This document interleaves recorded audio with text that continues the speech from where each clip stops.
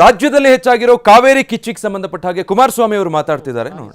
ಕಾವೇರಿ ನೀರಿನ ನಿರ್ವಹಣಾ ಸಮಿತಿ ಏನಿದೆ ಅವರು ಕೊಟ್ಟಿರ್ತಕ್ಕಂಥ ಒಂದು ಆದೇಶ ಏನಿದೆ ಅದು ಒಂದು ಕಡೆ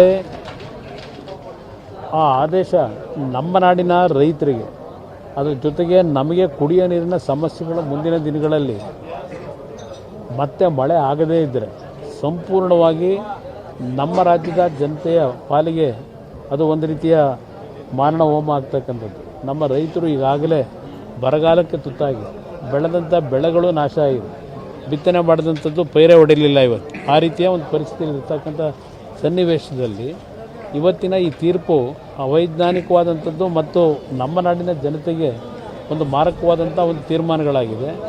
ಇದರ ವಿರುದ್ಧ ಇವತ್ತು ನಾವು ಒಗ್ಗಟ್ಟಿನಿಂದ ಹೋರಾಟ ಮಾಡಬೇಕಾಗ್ತದೆ. ಈಗಾಗಲೇ ಆ ಭಾಗದ ರೈತ ಮುಖಂಡರುಗಳು ಹಲವಾರು ಕನ್ನಡ ಸಂಘ ಸಂಸ್ಥೆಗಳು ಸಹ ಹೋರಾಟಕ್ಕೆ ಈಗಾಗಲೇ ಕರೆಯನ್ನು ಕೊಟ್ಟಿದ್ದಾರೆ.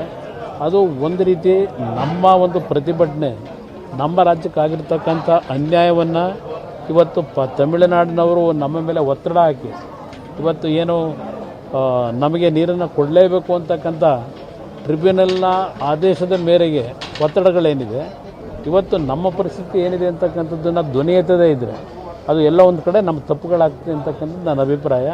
ಇದರಲ್ಲಿ ಎಲ್ಲರೂ ಒಗ್ಗಟ್ಟಿನಿಂದ ಹೋರಾಟ ಮಾಡಬೇಕು ಅನ್ನೋದು ನನ್ನ ಅಭಿಪ್ರಾಯ.